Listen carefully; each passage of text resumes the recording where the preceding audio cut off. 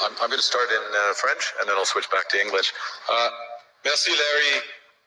C'est un plaisir et un devoir d'être parmi vous en ce point tournant pour le Canada et pour le monde. Et je parlerai aujourd'hui de la rupture de l'ordre mondial, de la fin d'une fiction agréable et du début d'une réalité brutale, où la géopolitique des grandes puissances n'est soumise à aucune contrainte. Mais je vous soumets, par ailleurs, que les autres pays, en particulier les puissances moyennes comme le Canada, ne sont pas impuissants. Ils possèdent la capacité de construire une nouvelle ordre qui intègre nos valeurs, comme le respect des droits humains, le développement durable, la solidarité, la souveraineté et l'intégrité territoriale des États. La puissance des moins puissants commence par l'honnêteté. It seems that every day we're reminded that we live in an era of great power rivalry, that the rules-based order is fading, that the strong can do what they can and the weak must suffer what they must. And this aphorism of Thucydides is presented as inevitable, as the natural logic of international relations reasserting itself. And faced with this logic, there is a strong tendency for countries to go along to get along, to accommodate, to avoid trouble, to hope that compliance will buy safety. Well, it won't. So what are our options? In 1978, the Czech dissident Václav Havel, later president, wrote an essay called The Power of the Powerless. And in it, he asked a simple question: how did the communist system sustain itself? And his answer began with the greengrocer. Every morning, this shopkeeper places a sign in his window: "Workers of the world unite." He doesn't believe it. No one does. But he places the sign anyway to avoid trouble, to signal compliance, to get along. And because every shopkeeper on every street does the same, the system persists. Not through violence alone, but through the participation of ordinary people in rituals they privately know to be false. Havel called this living within a lie. The system's power comes not from its truth, but from everyone's willingness to perform as if it were true. And its fragility comes from the same source. When even one person stops performing, when the greengrocer removes his sign, the illusion begins to crack. Friends, it is time for companies and countries to take their signs down.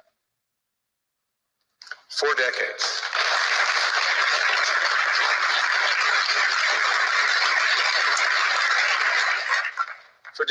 countries like Canada prospered under what we called the rules-based international order.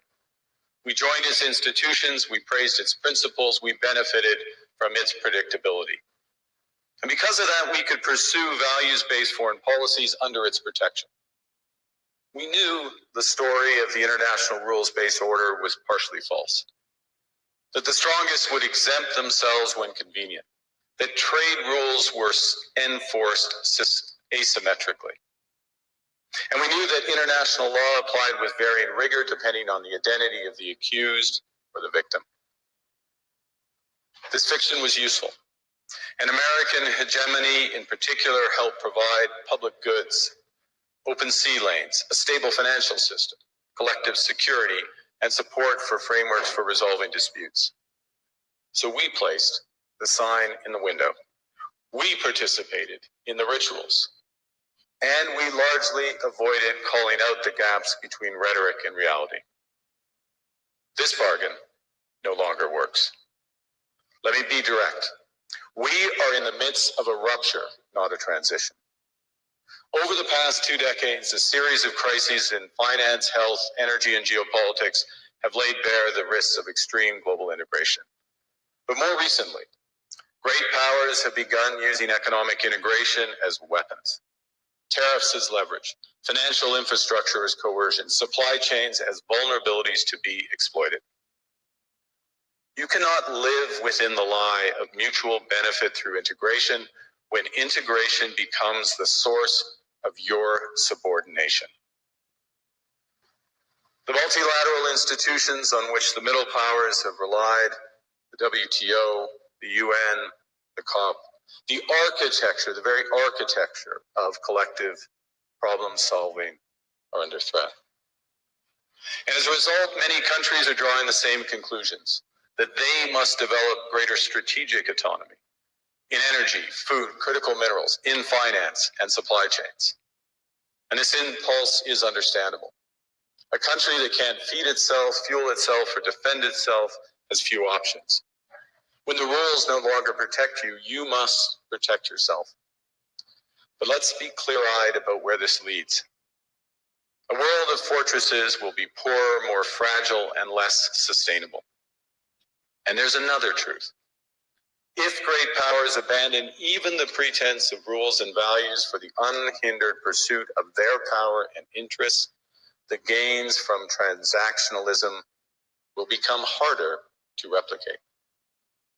Hegemons cannot continually monetize their relationships. Allies will diversify to hedge against uncertainty. They'll buy insurance, increase options in order to rebuild sovereignty. Sovereignty that was once grounded in rules but will increasingly be anchored in the ability to withstand pressure. This room knows this is classic risk management. Risk management comes at a price. But that cost of strategic autonomy, of sovereignty, can also be shared. Collective investments in resilience are cheaper than everyone building their own fortresses. Shared standards reduce fragmentations. Complementarities are positive sum. And the question for middle powers like Canada is not whether to adapt to the new reality. We must. The question is whether we adapt by simply building higher walls or whether we can do something more ambitious. Now, Canada was amongst the first to hear the wake-up call, leading us to fundamentally shift our strategic posture.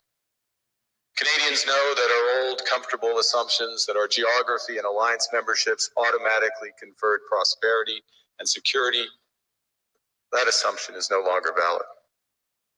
And our new approach rests on what Alexander Stubb, the president of Finland, has termed value-based realism. Or to put another way, we aim to be both principled and pragmatic. Principled in our commitment to fundamental values, sovereignty, territorial integrity, the prohibition of the use of force except when consistent with the UN Charter, and respect for human rights. And pragmatic in recognizing that progress is often incremental, that interests diverge, that not every partner will share all of our values. So we're engaging broadly, strategically, with open eyes. We actively take on the world as it is, not wait around for a world we wish to be. We are calibrating our relationships so their depth reflects our values. And we're prioritizing broad engagement to maximize our influence. Given the fluidity of the world at the moment, the risks that this poses and the stakes for what comes next. And we are no longer just relying on the strength of our values, but also the value of our strength. We are building that strength at home. Since my government took office, we have cut taxes on incomes, on capital gains, and business investment. We have removed all federal barriers to interprovincial trade. We are fast-tracking $1 trillion of investments in energy, AI, critical minerals, new trade corridors, and beyond. We're doubling our defense spending by the end of this decade, and we're doing so in ways that build our domestic industries. And we are rapidly diversifying abroad. We've agreed a comprehensive strategic partnership with the EU, including joining SAFE, the European Defence Procurement Arrangements. We have signed 12 other trade and security deals on 4 continents in 6 months. The past few days, we've concluded new strategic partnerships with China and Qatar. We're negotiating free trade pacts with India, ASEAN, Thailand, Philippines, and Mercosur. We're doing something else. To help solve global problems, we're pursuing variable geometry. In other words, different coalitions for different issues based on common values and interests. So on Ukraine, we're a core member of the Coalition of the Willing and one of the largest per capita contributors to its defense and security. On Arctic sovereignty, we stand firmly with Greenland and Denmark and fully support their unique right to determine Greenland's future.